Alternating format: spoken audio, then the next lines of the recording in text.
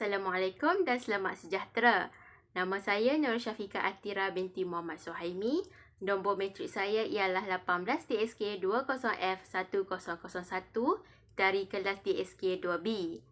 Untuk video ini, saya akan menerangkan dan menunjukkan bagaimana hendak mengguris gurisan H ke atas dan H cecah.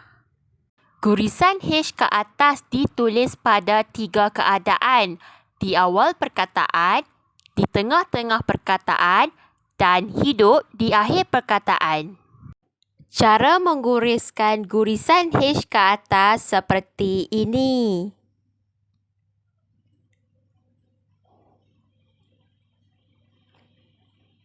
Dan bulatannya ditulis mengikut pusingan jam. Sebelum kita mengguris sesuatu perkataan, kita haruslah mengetahui perbezaan kedudukan gurisan pada garisan. Yang pertama, atas garisan. Vokal yang terlibat ialah vokal A dan O. Jika sesuatu perkataan itu mempunyai vokal A dan O, gurisan H perlu diguris pada atas garisan. Yang kedua, cecah garisan. Vokal yang terlibat ialah vokal E. Jika pada perkataan itu terdapat vokal E, gurisan H itu perlu diguris pada cecah garisan. Yang ketiga, potong garisan. Vokal yang terlibat ialah vokal I dan U.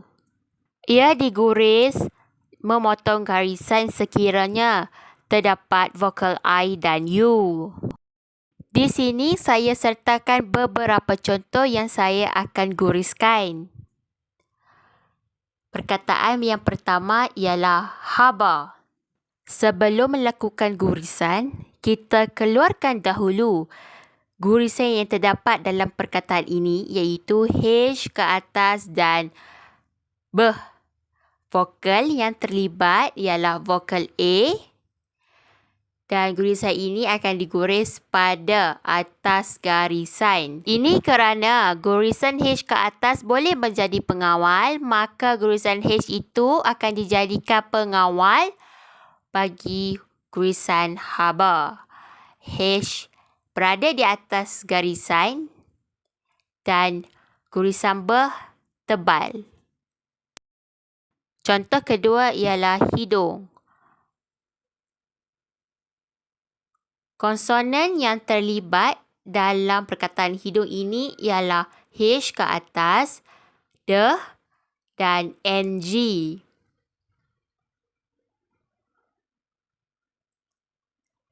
Dan vokal yang terlibat ialah vokal I. Selepas itu, kita tentukan gurisan pengawal yang terdapat dalam perkataan ini, iaitu H ke atas, yang diguris memotong garisan. Konsonan D dan NG perlulah tebal.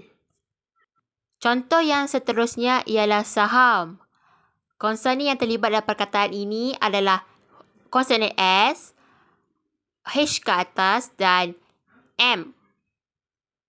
Dan vokal yang terlibat ialah vokal A, di mana kita akan guriskannya di atas garisan. Kita tentukan gurisan yang menjadi pengawal ialah gurisan S. S boleh berada di atas garisan, seterusnya H ke atas dan M. Contoh yang terakhir ialah perahu. Kita keluarkan dahulu gurisan P, R ke atas, H ke atas, dan vokal U. Vokal yang terlibat ialah vokal E. Dan perkataan ini akan diguriskan pada cecah garisan. Gurisan yang menjadi pengawal ialah gurisan P. Kerana gurisan lurus boleh menjadi pengawal. Gurisan H cecah. Gurisan H cecah digunakan sebelum gurisan L, gurisan M dan gurisan R ke bawah. Hash cecah ini tidak boleh menjadi pengawal. Cara mengguris hash cecah seperti ini. Contoh yang pertama ialah himpit. Sebelum kita mengguris, kita keluarkan dahulu gurisan yang ada, iaitu gurisan hash cecah, gurisan M, gurisan P dan gurisan T. Vokal yang terlibat ialah vokal I dan perkataan ini akan diguriskan memotong garisan. Disebabkan hash cecah tidak boleh menjadi pengawal dan juga M tidak boleh menjadi pengawal, maka gurisan P akan menjadi pengawal pada perkataan himpit ini. P perlu potong garisan. Contoh yang seterusnya ialah hulur. Kita keluarkan dahulu konsonan yang ada, iaitu H, cecah, L dan R ke bawah.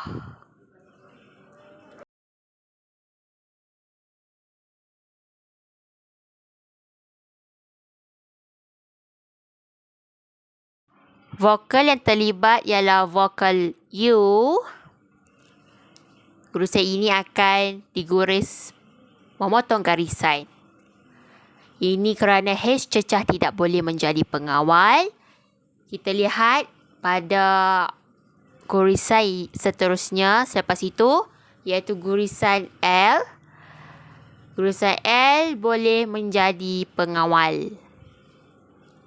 Jadi, gurisan pengawal L akan diguris memotong garisan seperti ini.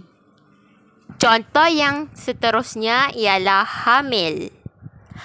Kita keluarkan dahulu konsonan yang ada, gurisan H cecah, gurisan M dan gurisan L.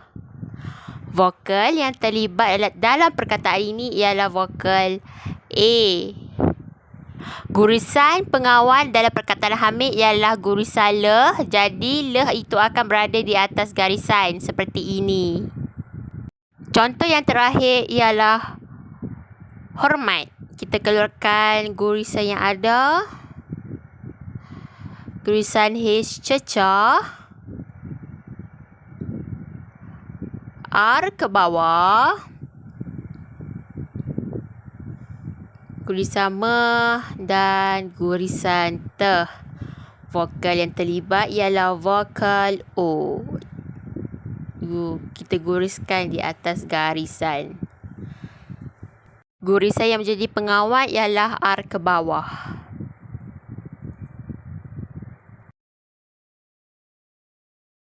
Sekian, terima kasih.